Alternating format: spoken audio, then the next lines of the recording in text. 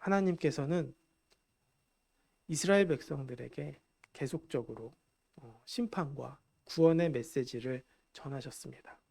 여호와께 돌아오라. 여호와께 돌아오면 사는 것이고 돌아오지 않으면 결국 심판받을 것이라는 것이죠. 그리고 다른 것을 의지하지 말라고 이야기하십니다. 바로 하나님만 의지하라고 말씀하고 계신 것이죠. 사실 우리가 신앙생활을 하면서 결국 두 가지 선택을 하게 됩니다. 내 생각을 따라갈 것이냐, 아니면 하나님께 묻고 나아갈 것이냐. 사실 급한 상황이 왔을 때는 물을 틈도 없을 수도 있습니다.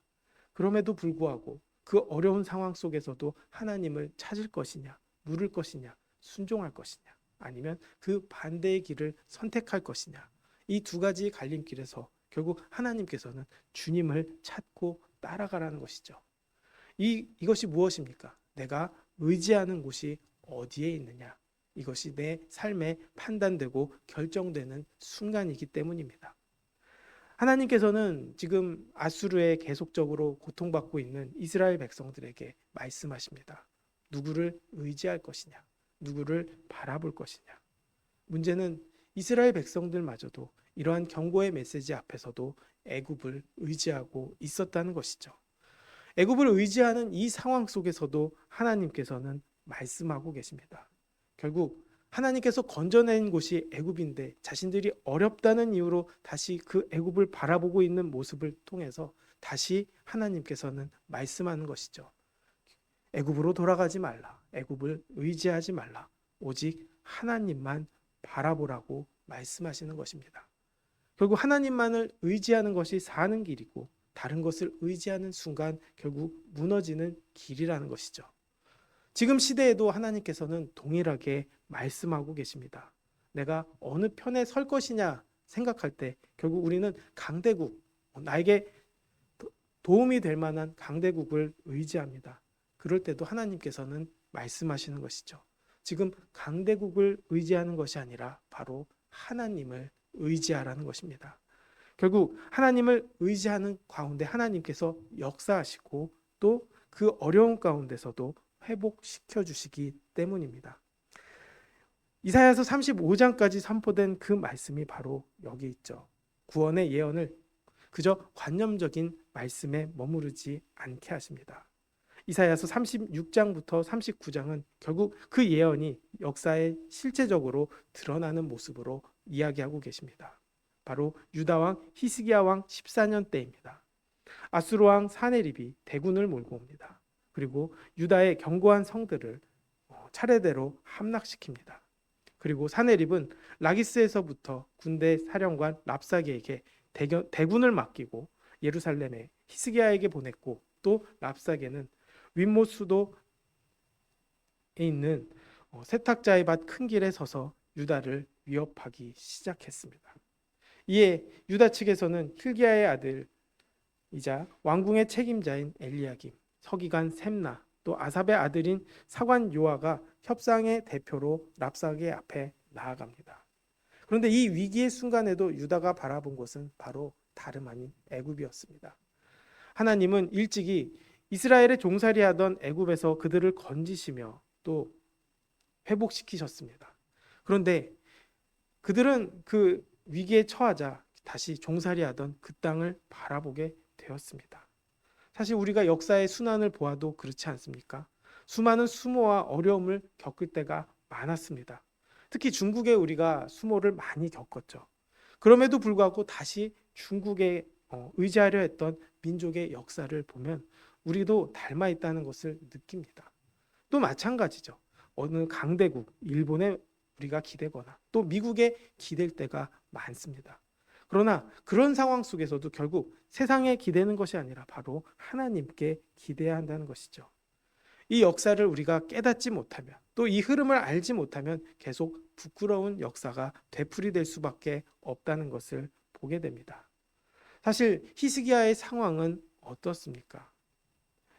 남유다의 역사상 전무후무할 정도로 과감하고 철저하게 신앙의 본질을 세우는 종교개혁을 단행한 왕이 히스기야였습니다.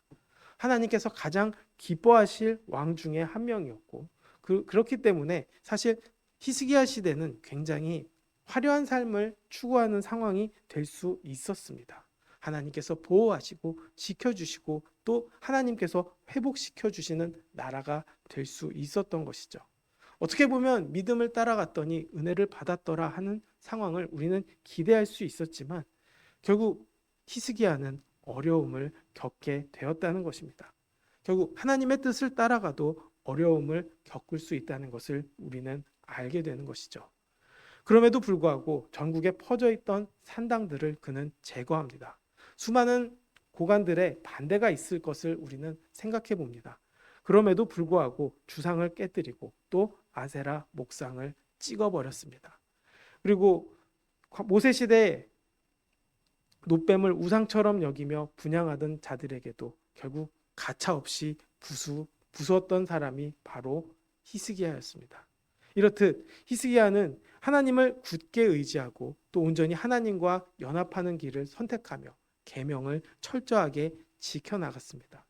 결국 하나님을 향한 올바른 신앙을 세우는 일은 결국 국가를 회복시킬 뿐만 아니라 개개인과 가정 그리고 사회를 회복시키는 가장 우선된 과제임을 우리는 히스기야의 모습을 통해서 보게 됩니다. 그럼에도 불구하고 어려움을 겪는 상황을 맞이하게 된 것이죠. 그럴 때도 누구를 믿어야 할까요? 또 누구를 의지해야 할까요? 당연히 하나님을 의지해야 합니다. 사실 하나님께서 돕지 않으시는 것처럼 느껴집니다. 수많은 성들을 이미 아수르에게 빼앗겼고 이제는 예루살렘밖에 남지 않은 어려운 상황입니다. 이러한 상황에서 하나님의 도움은 없는 것처럼 보이고 또 랍사게는 이러한 상황 속에서 심리전을 벌입니다. 애굽을 향해 의지하던 그 손을 찌를 뿐만 아니라 또 상한 갈대 지팡이라고 조롱합니다. 실제로 애굽은 유다에게 아무런 도움도 주지 못했고 또 그럴 힘조차 없었습니다. 또 랍사게는 히스기야가 산당과 제단을 헐고 오직 예루살렘 성전 제단 앞에서만 예배하도록 명령한 개혁의 본질을 왜곡합니다. 너희가 믿는 여호와의 제단을 히스기야가 다 없애버리지 아니하였냐 이렇게 유다 백성들을 혼란에 빠뜨리게 된 것이죠. 여기에 말 2,000피를 거저준다 해도 그것을 탈 기마병조차 없는 미약한 처지라고 유다의 초라한 군사력을 노골적으로 비웃습니다. 그리고 마침내 이 땅을 멸하러 온 것은 여호와의 뜻이 없는 것이겠냐며 하나님의 이름을 가칭해서 결국 백성들의 마음을 무너뜨리려고 한 것이 바로 이들의 모습입니다. 대적이 우리를 두렵게 만들고 위협할 때 이 이면에는 교묘한 거짓말이 있음을 우리는 분별해내야 하는 것이죠. 이러한 세상의 심리전을 이겨내는 비결은 결국 마음속의 탐욕과 욕심 그리고 나만 살아야겠다라는 생각에서 철저히 걷어내야 한다는 것입니다.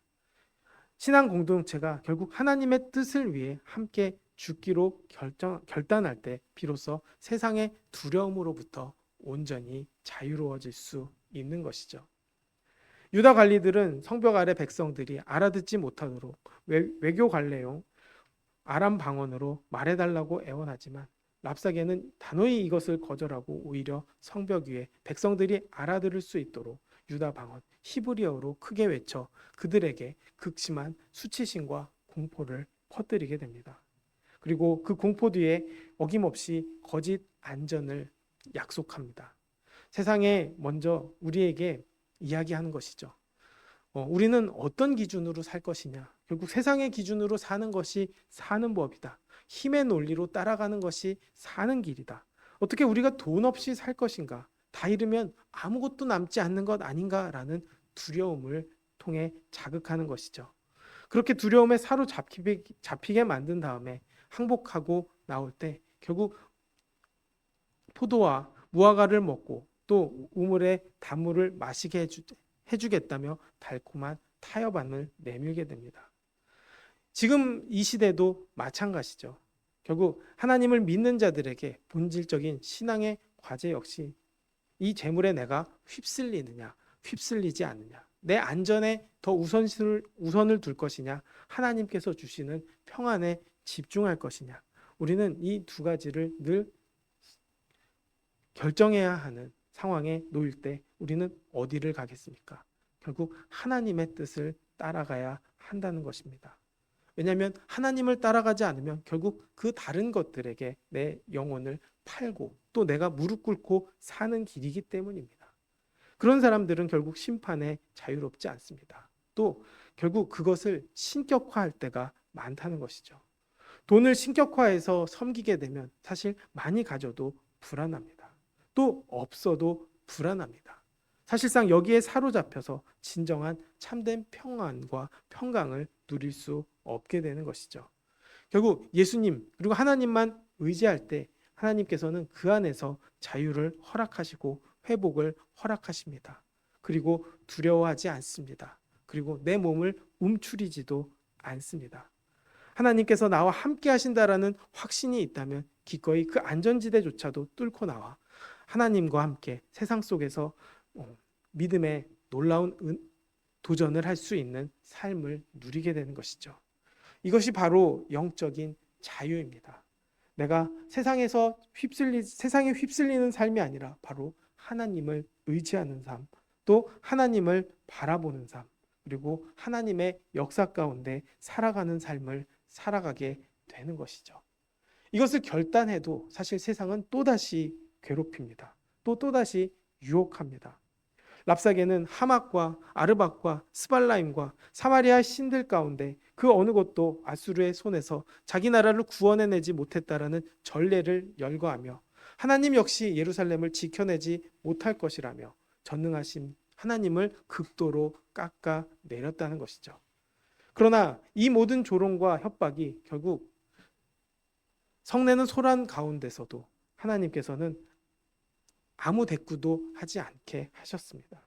유다 백성들은 한마디도 대꾸하지 않고 철저하게 고요함을 지킵니다.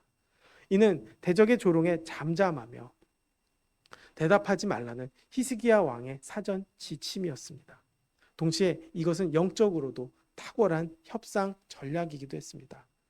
악에 받쳐서 폭풍처럼 밀고 들어오는 대적을 향해 똑같이 감정적으로 나아가면 결국 스스로 무너지게 되기 때문입니다.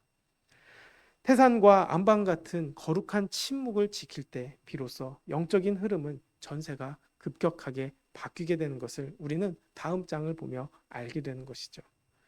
유다의 신하들은 옷을 찢으며 통곡하는 마음으로 나아가서 랍사게가 쏟아낸 말들을 보고했습니다. 하나님의 사람들이 결국 거쳐갔던 광야의 시간은 예외 없이 침묵의 시간이었다는 것을 보게 됩니다. 대적과 소모적인 논쟁에 벌이기에 앞서 결국 인간이 입을 다물고 하나님께 깊고 세밀한 음성을 듣기 위해 잠잠히 침묵의 자리에 서는 것이 필요한 이유이기도 합니다. 결국 하나님을 의지할 때 이러한 행동을 할 수 있게 됩니다. 하나님을 의지하지 못하면 두렵습니다. 또 하나님을 의지하지 못하면 떨려서 내 힘으로 나아가려고 합니다. 조급한 마음에 결국 모든 것을 망칠 수도 있습니다. 그러나 신앙의 자리는 결국 하나님 앞에 온전히 나아가는 자리입니다. 세상의 교만과 공포 앞에서도 감정을 가지고 내 옷을 찢고 또 슬픔의 옷을 찢으며 하나님 앞에 구원하심을 간절히 기도하는 자세가 필요하다는 것이죠. 하나님만 의지하는 삶을 하나님께서는 지금도 원하고 계시고 또 그때도 원하고 계셨다는 것입니다. 사실 삶 속에서 랍사게 같은 자들이 얼마나 많이 협박하고 또 조롱하며 하나님의 뜻을 거부하는 세상을 요구합니까? 지금 우리가 살아가는 세상이 그렇습니다. 하나님의 뜻을 완전히 거부한 채, 하나님의 뜻을 완전히 막은 채 이것이 사는 길이라고 이야기합니다. 하나님의 뜻은 완전히 거부한 것이 바로 옳은 길이다.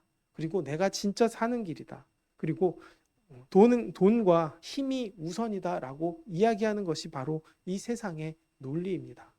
그럴 때 우리는 어떻게 해야 할까요? 더 큰 힘을 주고 더 많은 물질을 구해야 하는 것이 아니라는 것입니다. 바로 묵묵히 하나님께 나아가는 것이죠. 하나님만 의지하고 하나님만 바라보는 것입니다.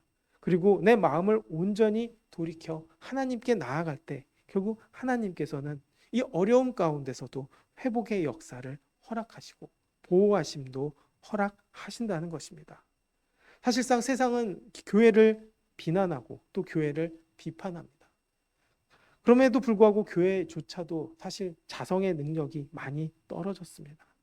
그럴 때 우리는 다시 무릎 꿇고 다시 돌이켜야 하는 것이죠. 하나님만 의지하고 하나님만 바라보고 세상의 기준에 또 세상이 이야기하는 안전에 타협하지 않고 하나님의 뜻을 따라가며 복음의 길을 가는 것입니다. 이것이 결국 회복의 역사를 이루고 또 어려운 가운데 하나님의 놀라운 역사를 경험하게 되는 것이죠. 아무것도 할 수 없는 그 상황이 결국 회복의 역사를 이루는 순간이고 결국 하나님을 의지했기에 가능한 순간임을 고백할 수 있게 되는 것입니다. 결국 가장 안전한 자리는 내가 하나님께 붙어 있는 자리입니다. 우리 모두가 결국 하나님께 붙어 있을 때, 하나님께 나아갈 때 우리는 두려움 가운데 침묵을 지키며 하나님을 의지함으로 인해 그 두려움을 이기게 됩니다. 그리고 오히려 자유로워지고 또 평안할 수 있는 것이죠. 그 평안이 우리 안에 넘치게 되기를 원합니다.